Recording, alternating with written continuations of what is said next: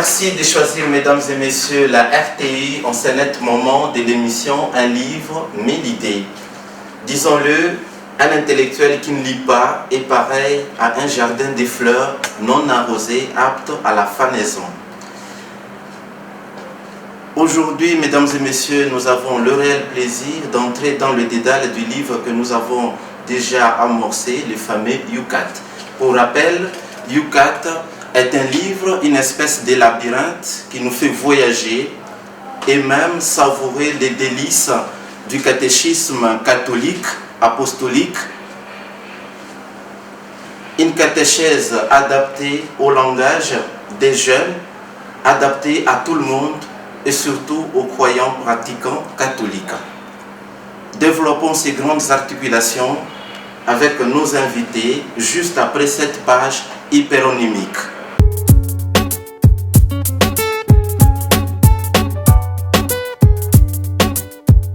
Avec nous, nous avons le plaisir de recevoir nos familières invitées, lectrices de ces livres. Révérende sœur Sylvie, membre de la grande famille des filles de Saint-Paul, bonjour. Bonjour. Madame, la sœur ou Madame Yvonne, coopératrice paulinienne, bonjour. Bonjour. Merci de vous recevoir sur ce plateau. Avec vous, on a déjà parlé de ces fameux Yucat. Aujourd'hui, nous allons devoir développer les grandes articulations, notamment au premier chapitre. Vous êtes nos invités de tous les jours. On suppose que vous êtes déjà approprié ces documents. Alors, vous allez apporter un éclairage aux invités qui nous suivent en ce net moment. Déjà, la première question, Madame Yvonne, je commence avec vous. Comment Dieu s'est-il révélé aux hommes dans l'Ancien Testament? Dans l'Ancien Testament, Dieu s'est révélé comme le Dieu qui crée le monde par amour et les hommes. À travers les patriarches, les prophètes, Dieu crée les hommes par amour, mais les hommes à leur tour, ils se manifestent comme des personnes infidèles à lui qui s'éloignent de Dieu par le péché. Autrement dit, Dieu s'est montré, s'est manifesté aux humains par les prophètes, les patriarches, afin qu'ils soient connus d'eux. Exactement. Oui, il s'est manifesté pour que le monde puisse le connaître. Ma sœur, puisque nous parlons de la révélation de Dieu aux hommes, pourquoi Dieu a jugé très nécessaire de se montrer aux hommes? Est-ce qu'on ne pouvait pas les connaître à travers la nature, à travers, je ne sais pas, ses bienfaits? Il fallait vraiment qu'il se montre aux hommes. Pourquoi? Merci beaucoup. Dieu s'est révélé aux hommes. Premièrement, je peux dire, avec sa raison, l'homme peut savoir que Dieu existe, mais pas qu'il est réellement. Dieu s'est révélé à l'homme parce qu'il souhaitait que l'homme puisse le connaître. Oui. Et il n'avait pas besoin de se révéler. S'il l'a fait, c'est par amour et sa miséricorde. Comme on peut dire humainement que on ne peut pas connaître quelque chose de l'être humain s'il n'ouvre pas son cœur. C'est ainsi que Dieu nous a ouvert son cœur pour que nous puissions le connaître. C'est pour cette raison-là qu'il nous a envoyé son Fils pour une pleine révélation, une pleine manifestation. Si. Oui, oui. Alors pourquoi il a envoyé son Fils? Donc vous dites pour qu'on les connaisse. Seulement ça, la principale raison de son envoi du Christ sur la terre. Bon, Dieu nous a envoyé son Fils parce que à travers son Fils, il montre les profondeurs de son amour miséricordieux. Et en Jésus, nous voyons le Dieu qui est invisible, qui s'est fait visible. Et puis, il est venu en nous, il a pris chair, il s'est fait homme, il a pris nos péchés avec nous et Dieu continue jusqu'à aujourd'hui à cheminer avec nous. Donc, il continue à cheminer avec nous. Mademoiselle Yvonne, Madame Yvonne, excusez-moi de vous pétifier. L'Écriture sainte, puisqu'on parle de la révélation des dieux, revenons maintenant, vous avez eu le temps de lire calmement les Yucat. l'écriture sainte, puisque au premier chapitre, on pose une question sur la Sainte Bible, l'écriture sainte. Est-elle vraie? L'écriture sainte est vraie. Par l'écriture sainte, on peut comprendre la Bible. Couramment, on peut dire la Bible. Elle est vraie parce que les livres de l'écriture enseignent fermement, correctement et sans erreur la vérité que Dieu a révélée. Et aussi, on pourrait aussi ajouter qu'elle est vraie parce que les écrivains de cette écriture sainte ont été inspirés par le Saint-Esprit. Et par le Saint-Esprit, c'est Dieu lui-même qui nous parle. Et Dieu est vérité.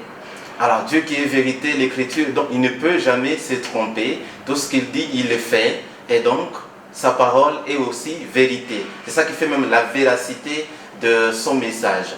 Et Madame Yvonne, toujours avec vous, dites-moi comment il y a plusieurs chrétiens disséminés à travers le monde, estimés à plus de 2 milliards, qui croient en Christ. Comment peuvent-ils lire correctement la Bible, puisque tout le monde s'arroge le pouvoir d'être pasteur, d'être prédicateur? Est-ce qu'ils interprètent correctement le message divin, la Bible? Est-ce qu'elle est bien interprétée? Et sinon, comment faire pour pouvoir bien lire la Bible, et même avec beaucoup de performances spirituelles? Merci. La parole de Dieu, pour mieux la lire, nous sommes tous invités à une prière, donc à la méditation, que nous devons normalement débuter par la prière. C'est en demandant l'aide du Saint-Esprit qui vient à notre aide. C'est à ce moment-là qu'on sera à mesure de bien lire la parole de Dieu. Ma sœur, je retourne à vous, je reviens à vous. Puisque nous parlons de la Bible qui est notre livre de chevet pour nous chrétiens, c'est-à-dire nous devons être capables de transmettre la foi. Mais pourquoi transmettre la foi aux autres? Yucat nous parle aussi de la foi. Pourquoi les chrétiens sont appelés à la transmettre? Nous transmettons la foi parce que d'abord Jésus lui-même nous a demandé, quand il dit à ses disciples, allez donc de toutes les nations, faites les disciples. Là, je vois Matthieu 28, 19. Verset 19. Merci. Chaque chrétien ou baptisé a cette mission de transmettre la foi aux autres. On est chrétien pour les autres. Cela signifie, vrai chrétien voudrait que Dieu vienne également chez les autres. Le Seigneur a besoin de moi. Le Seigneur aura aussi besoin de l'autre. Je suis baptisé, je suis confirmé, rendu responsable de ce que les autres personnes et mon entourage prennent connaissance de Dieu et parviennent à la connaissance de la vérité. Je sais pas ce que... Vraiment. Alors, puisque nous parlons de la foi, en cette matière, justement en matière de la foi, l'Église peut-elle se tromper? Je dirais non. L'Église ne peut pas se tromper. Pourquoi? Parce que l'Église est née dans la vérité. L'Église est dans la vérité. Parce que Jésus lui-même a dit à ses disciples, je vous enverrai l'esprit de vérité. Vraiment. Il vous gardera dans la vérité. C'est ainsi que nous savons tous et toutes que l'Église a commencé les jours de la Pentecôte. Donc inspiré par l'Esprit Saint. Inspiré par l'Esprit Saint. Ce qui fait que l'Église en soi ne peut jamais se tromper. Mais l'individu, les membres personnels de l'Église peuvent se tromper et commettre même des erreurs graves, des fautes graves. Mais cela ne signifie pas que l'Église peut se tromper. Non, l'individu peut se tromper. Mais donc pas nous pouvons l'Église. conclure sur cette question en disant que l'Église est sainte, faite des pécheurs. En effet que toutes les églises, il y a des humains qui peuvent se tromper, mais qui tendent éternellement à une éventuelle perfection, à devenir des saints, tout en étant pécheurs, avec l'aide bien sûr de l'Esprit Saint. Alors Madame Yvonne, vous nous parlez de l'Écriture sainte. Quel rôle joue-t-elle au sein de l'Église? Quel est le rôle de la parole de Dieu, mieux de la Bible dans l'Église? Bien sûr, nous parlons de l'Église catholique. La parole de Dieu, c'est elle le socle. Ok. C'est elle qui représente le fondement de l'Église. Ok. Parce que elle a Jésus, lors de l'ascension, ok. il a donné pour mission aux disciples d'aller faire de toutes les nations ses disciples et de les baptiser au nom du Père, du Fils et du Saint-Esprit. Okay. Alors l'Église a pour mission de transmettre la foi, comme la sœur venait de le dire. Alors la parole de Dieu, c'est elle le socle. Donc c'est elle la force qui vivifie les chrétiens. Exactement. Une force vivifiante. Vraiment. On peut parler même du bastion, le bastion de la foi chrétienne. Évidemment. Donc sans la parole de Dieu, notre foi, bien sûr qu'avec les actes, comme le dit Saint Paul, avec la foi et la charité, notre foi a toute s'accomplit pleinement. Évidemment. Donc l'Écriture sainte nous accompagne comme chrétiens et nous vivifie, nous redonne force et essaye aussi de nous rapprocher de plus en plus de Dieu afin de les connaître merveilleusement. Alors, Madame Yvonne, toujours avec vous, on parle généralement de la Trinité Sainte. Est-ce que l'Église catholique croit en Dieu, en trois êtres, en trois dieux ou en plusieurs dieux, puisqu'on parle de la foi? Quelle est votre lecture par rapport, et selon UCAT, qu'est-ce qu'il nous donne comme explication? Croyons-nous vraiment en trois dieux, en parlant de Dieu trine, de la Sainte Trinité? L'Église croit en un seul Dieu. Oui. Vraiment en un seul Dieu. Même le credo, dans notre UCAT, le Je crois en Dieu, c'est nous croyons en un seul Dieu. Mais ce Dieu est trine. Comme l'a dit Benoît XVI, Dieu n'est pas solitaire. Dieu est unité, Dieu est communauté. Alors nous croyons en un seul Dieu, mais il y a trois personnes en Dieu. Dieu le Père, Dieu le Fils et Dieu le Saint-Esprit.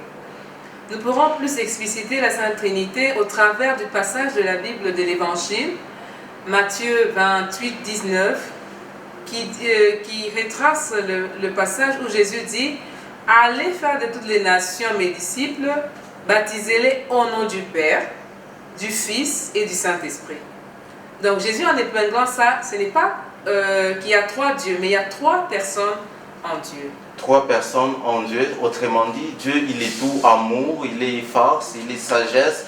Alors c'est ça qui justifie sa Trinité. La sœur, je voudrais chuter et atterrir avec vous notre émission. La dernière question, qu'est-ce que la foi? Généralement, on nous donne des réponses vagues, la foi vient de tout ce qu'on entend, mais à la UCAT, qu'est-ce qu'il nous explique, qu'est-ce qu'il nous dit comme vraie réponse sur la foi? La foi, qu'est-elle? Merci. La foi, c'est savoir et avoir confiance. Elle a beaucoup de caractéristiques, mais je ne peux pas tous les citer. D'abord, la foi, c'est un don. Un don que nous recevons de Dieu quand nous le demandons avec ferveur. Je peux dire que la foi est incomplète aussi longtemps qu'elle n'est pas agissante dans la charité. La foi grandit quand nous écoutons toujours mieux la parole de Dieu par la prière. Nous nous engageons à un dialogue avec elle. Donc la foi nous permet aussi de goûter cette joie que nous inspirons de la vie éternelle. Parce que sans la foi, tu te demandes, est-ce que je vais voir Dieu, est-ce que j'aurai la vie éternelle? Donc nous connaissons Dieu seulement par la foi. Par la foi. Il n'est visible que par la foi et par les œuvres qu'il est en train d'accomplir en nous au quotidien. Donc la foi, c'est pratiquement la base de notre identité chrétienne. Donc on doit croire sans voir. Et puis on dit, la foi, sa charité, ça n'a pas de valeur. Elle est vaine, elle est vide de sens. La foi, ça agit vraiment quand tu fais des œuvres de charité, des œuvres de miséricorde. C'est par la foi que nous savons que tout ce que nous accomplissons de bien pour les autres sera rendu au centuple dans l'avenir grâce à notre ferme conviction. Donc la foi, c'est croire dans l'invisible, rendu visible au travers des différentes actions dont nous bénéficions de la part de Dieu. Et oui, ce sera là, mesdames et messieurs, la fin de notre émission, de cette partie. Je vous recommande de lire les Yucat, le nouveau catéchisme rédigé par l'Église catholique, adapté à tout le monde, au langage de tout le monde, qui essaie d'expliciter les grandes lignes et les grandes questions que pas mal de chrétiens se posent sur les rituels catholiques. C'est en quoi nous croyons comme catholiques, ainsi de suite. Alors aujourd'hui, on a essayé de développer le premier chapitre qui nous parlait de la foi et de la Bible. Avec nos invités, ils ont essayé d'expliciter ce que c'est la foi et ce que c'est la parole de Dieu, ce que c'est la Bible. Nous espérons que prochainement, vous aurez les détails sur les autres questions, lesquels détails vont boucler cette grande phase sur Yucat. Nous disons sincèrement merci à nos deux invités d'avoir répondu présente encore une fois à notre émission. Espérons que prochainement, vous allez nous préparer de belles choses, mieux que celle-ci. Nous disons également merci à M. Gaël et M. Gatien qui nous ont mis en onde, et aussi à son Excellence Monseigneur Adolphe Solocci pour la supervision. Quant à moi, je vous dis merci de votre aimable attention et à la prochaine pour un nouveau numéro dans l'émission Un livre, 1000 idées. Merci. Je te dirai